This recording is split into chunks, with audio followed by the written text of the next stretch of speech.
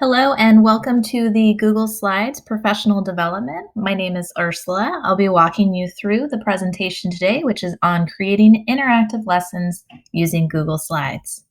Before we move forward, I just want to remind you that who your Tectosa team are. There's me, Ursula, Bhavani, Eddie, and Kathy. Bhavani and I work together for the primary support, and Eddie and Kathy work together on the secondary support. If you need to reach us, there's our email addresses below. Tectosa will reach all of us, primary support will reach Bhavani and me, and secondary will reach Eddie and Kathy. So some of the things we're going to go over today, we're going to be going over Google Slides basics, inserting images and video, creating hyperlinks, adding sound, personalizing your slides, redesigning your lessons, and some innovative uses people are doing with Google Slides. So let's get started with the Google Slide basics. We're going to be talking about how to create a slide in your Drive, titling your slide, basic slide themes and layouts, adding and deleting slides, adding text, shapes and arrows, and how to collaborate and share your slide deck. So let's get started with creating a slide deck in your Drive. So the first thing you're going to want to do is get to your Google Drive. There's a few different ways you can get there. You can get there by going to your Clever page. You can go to drive.google.com, or if you're signed into your browser, you can click on the Google Apps there and get to your Drive from there. So once I get to my Drive, the next thing I'm going to do is I'm going to head over to New, and I'm going to click on Google Slides, and boom, there's our new slide presentation. Now, whenever we talk about slides, there's usually more than one slide within your slide presentation. So it turns into what we call a slide deck. So I'm probably going to refer to your slides as a slide deck pretty frequently. So I'm going to go ahead and title the presentation. So to do that, I'm going to click up in the top corner here. And for this one, I'm just going to call it the sample slide deck. So once I've titled my slide deck, I can now start deciding what kind of theme or layouts I want to use. So whenever you open your slide deck, they're going to give you options for themes on the side. If you accidentally close that and you want it to pop back up again, there's a button right here where you can click Change Theme. So let's say I want to use this theme. I'm going to use the Simple Dark. I'm going to go ahead and close that so I have more space here. I can start typing into it if I'd like to.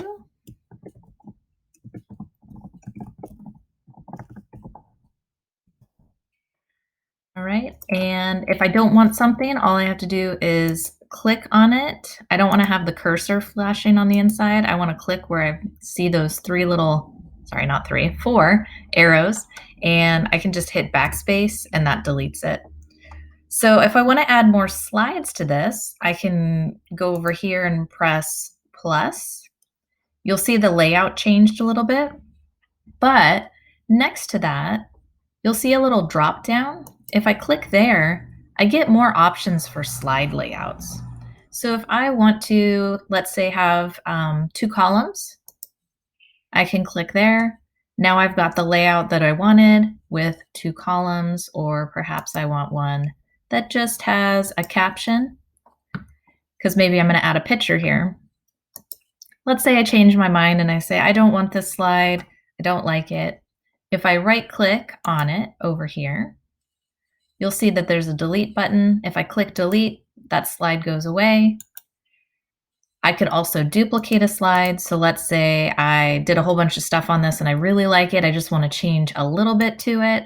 I can right click on it and duplicate the slide here as well. So we can add slides based on their layout. You can change the theme again if you want to there. Now let's talk about adding text to a slide deck.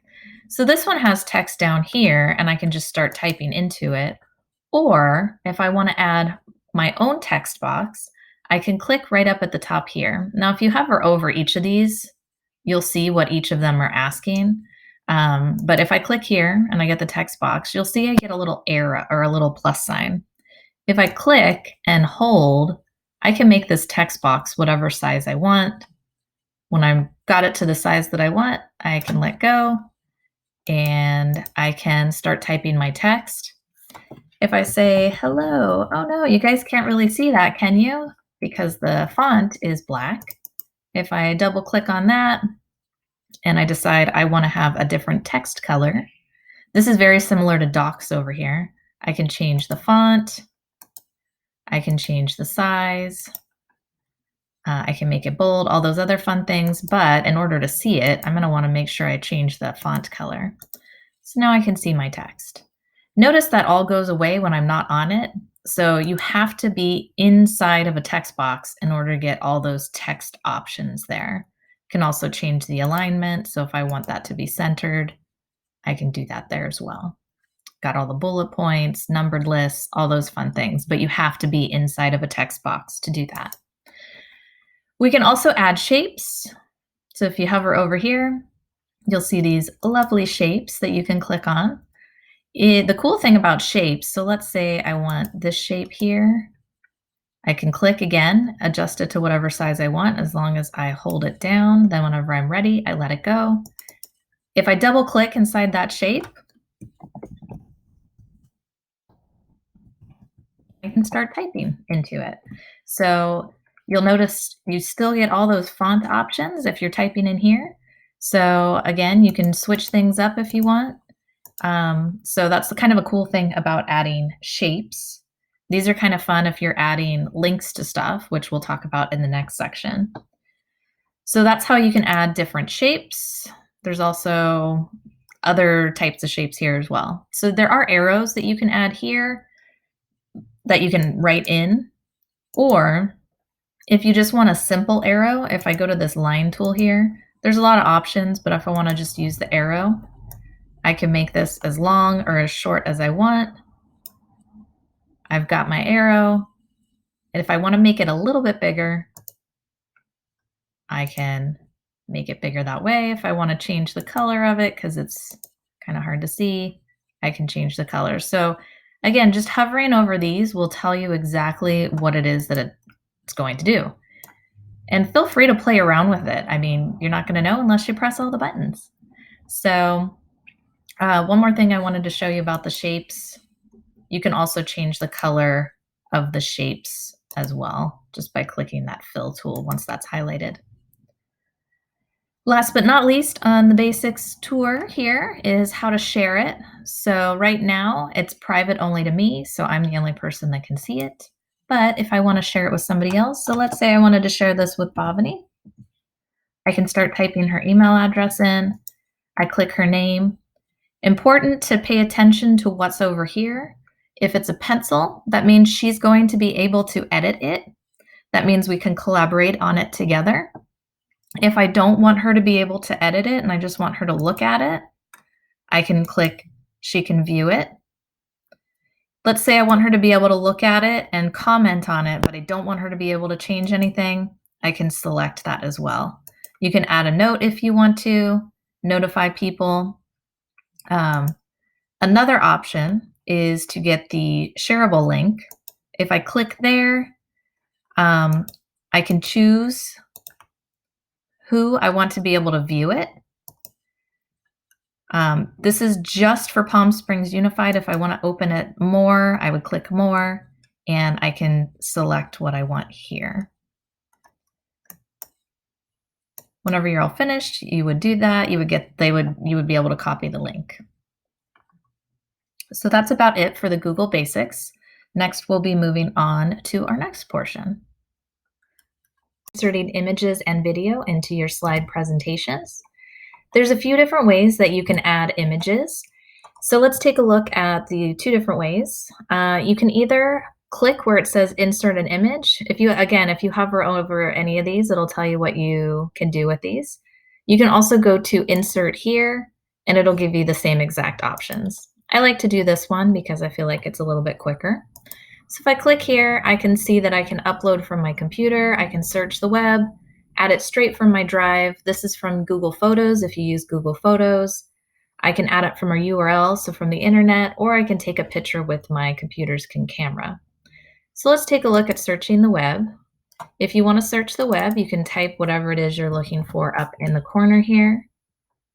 And I'm going to go ahead and, oh, this guy looks cute. So I'm going to double click on the one that I want. It automatically processes and puts the photo into my slide deck.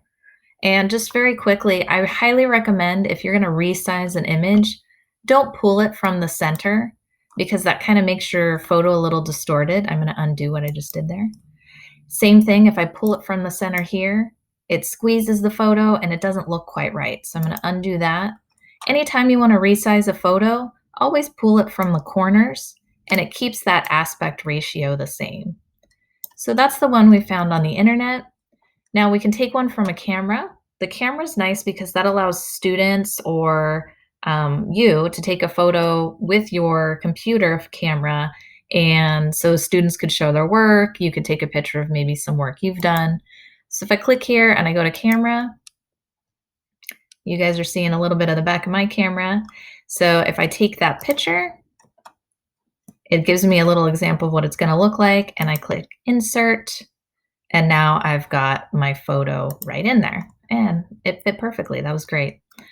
Another way that you can add images is by going to the Explore tool. The Explore tool is right down here in the bottom.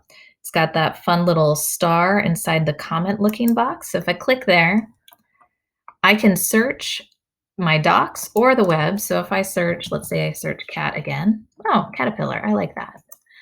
So if I search caterpillar, this is the results from the web. So if I want to look up anything about caterpillars on the web, I can explore that there. I can also pull images. Ooh, these guys are fun. And I can, if I have any images of a caterpillar on my drive, it would show up there. So ooh, this guy's fuzzy. Let's choose him. So again, I can just click it and insert. And again, I'm going to resize using the corners and put it exactly where I want it.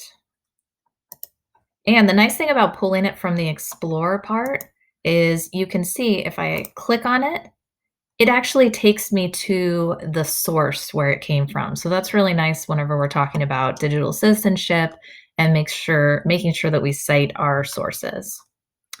So that's adding images. It's very similar if we're adding video. So if I go over here to insert, unfortunately, they don't have a little icon for video, but if I go to insert, they do have a spot for video here. I can type in the URL from Google if I know the URL, or sorry, that would be this one. So I can type the URL here, or I can search YouTube. So if I'm looking for videos on nouns, I can click and enter to do a search. They've got all kinds of things. So if I want to use this one, I double click it. It puts my video here. So this is nice because I can still resize it. Again, I probably want to resize it from the corners. So if I resize it, get it nice and centered here. I love that Google Slides has those lines to help guide you where the center is. So if I take a look over on the side here, my phone heard me saying something about that. You can actually change the video feedback on that.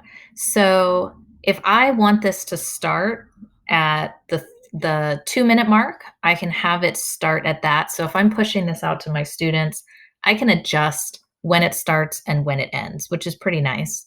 Same thing here, if you wanted to adjust when it starts playing. So if you wanted to automatically, the second you open that slide for it to start playing, you can click for that as well. So lots of cool features if you're embedding video into your slides. So again, that was going to insert video. You can do a search on YouTube. You can put the YouTube URL in, or if you have any videos in your Google Drive, they'll show up there as well. And you can insert it from there.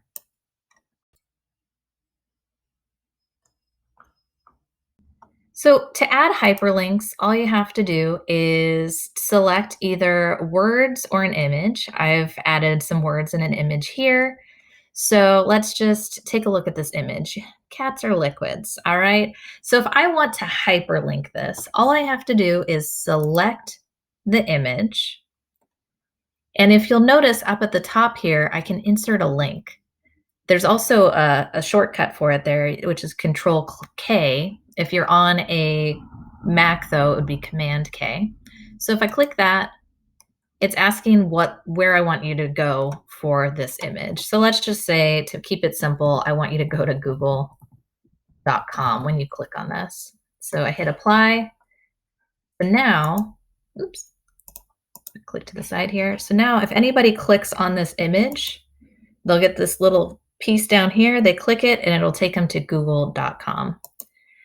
Another one is if you want to highlight words. So now this is linked. This image is hyperlinked. If you want to hyperlink words, so here I say, click here to check out our distance learning website. I can choose if I want all of these words to be hyperlinked. I can highlight them. And again, I have this link button up here. I can send all of those words would be linked to the bit.ly with our website.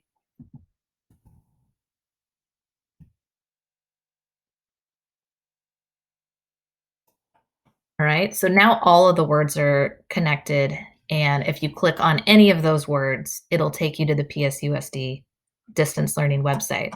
Now, if I undo that, I can choose, maybe I only want them to be able to click here, and I can just link that bit as well.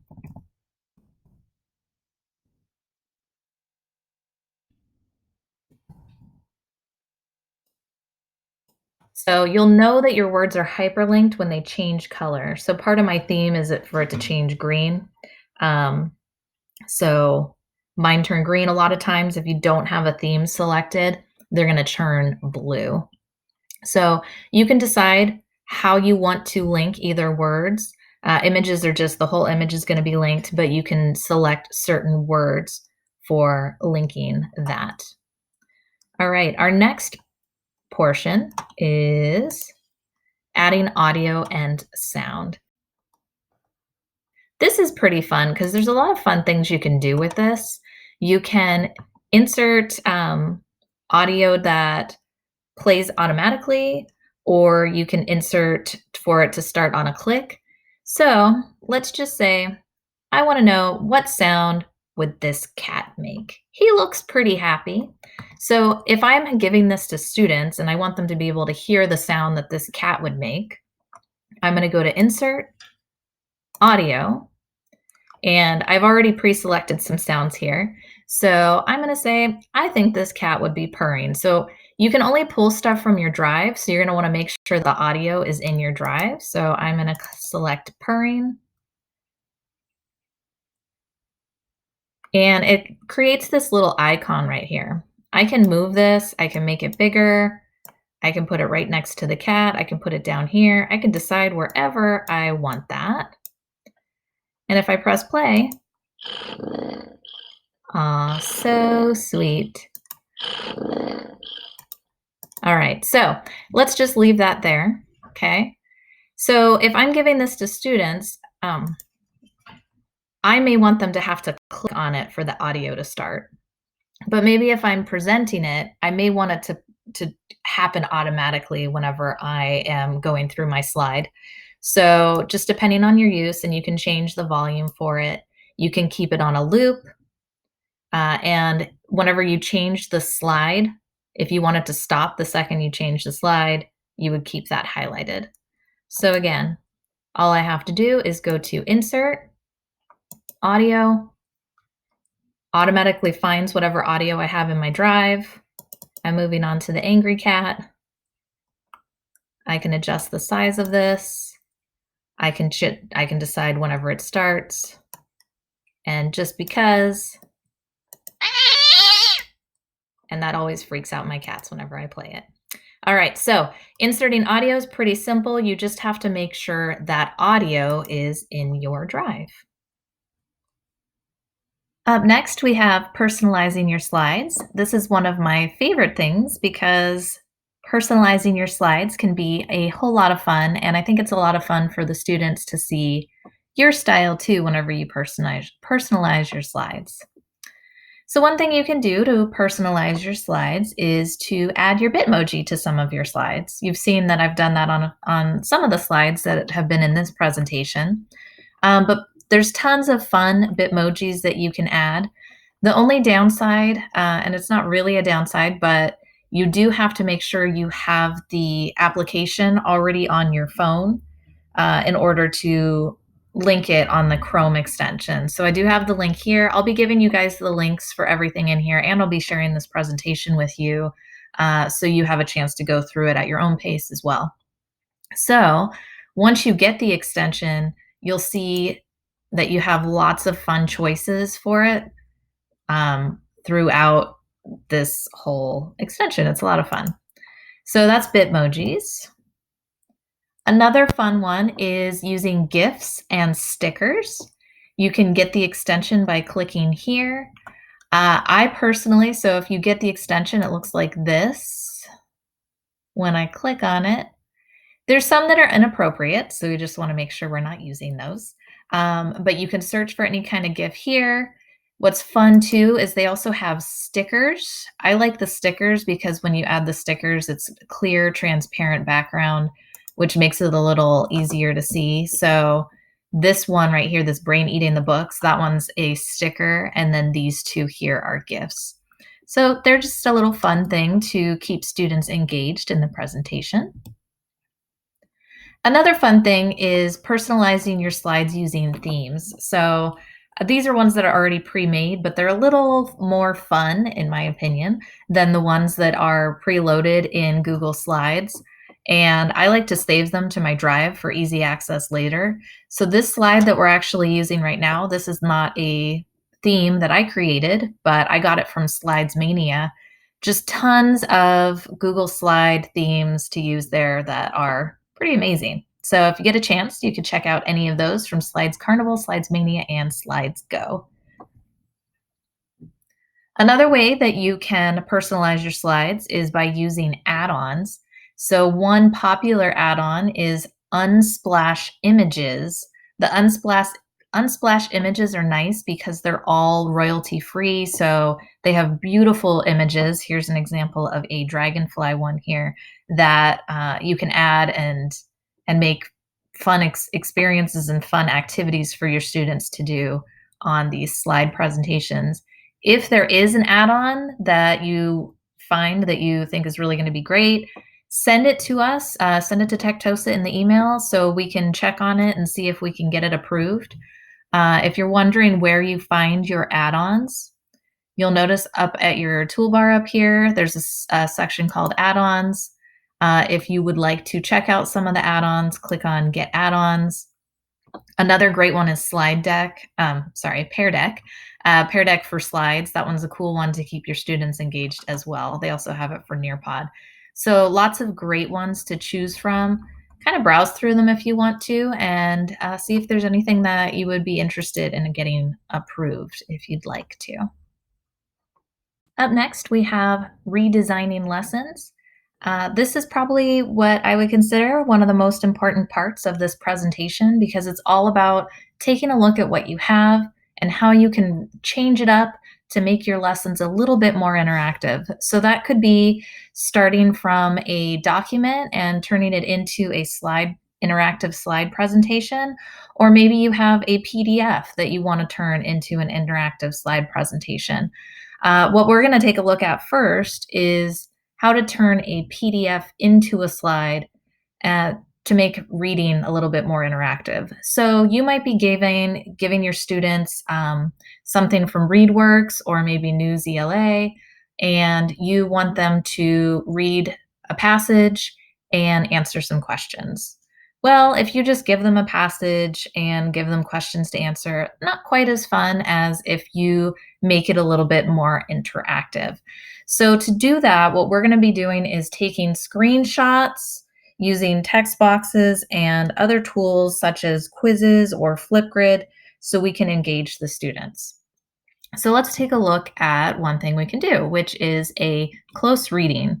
So what you would do is give the students all of the tools that they would need to do that close reading. You would give them a screenshot of the passage. If it's a longer passage, you can break that passage into smaller pieces. And then you're expecting some sort of written response. Now, it doesn't necessarily have to be a written response there. What you could do is put a link to a Flipgrid or link to a quizzes to get them interacting with the content in different ways. It doesn't even have to be either of those two tools. It could be another tool that you're using with your students that you know that they really enjoy. So here would be an example of one that you have. You would put your passage there. Students would drag and drop those different icons that you have there. If you have older kids and they know how to make the icons themselves, you don't have to give them the icons, but maybe you want to start out by giving them the icons. Then you can have them make their response or give their response in the box below. So, what would be their main idea? Or, like I previously said, you could have that as a link to a tool that you want them to interact with. Maybe you want them to create something to show their main idea for the text using maybe Google Draw or some other tool that we've covered or that you're using. So, another example would be having them complete sentences or reflecting on what they read. Secondary is taking a look at HyperDocs, and this would be an example of what the secondary is working with. They're looking at the different pieces: engage, explore, explain, apply, and connect. I say keep it simple, but have fun making it and have fun with the kids doing it. So all we're really doing whenever we take this document and turning it into a slide is making it a little bit more interactive. So on the next slide here, I'm giving you an example of that. So the very first one on the document, as you can see here, is to engage. And I'm not exactly sure why the watch this fell behind, but that's okay. So for the engage, I went ahead and I embedded the video into the slide deck. They can watch it from there. I put the question inside the slide deck and they can respond to it there. The nice thing is if you push this slide deck out to the students in Google Classroom, the students get their own copy of it and you can take a look at their answers all in one place. And it's almost like a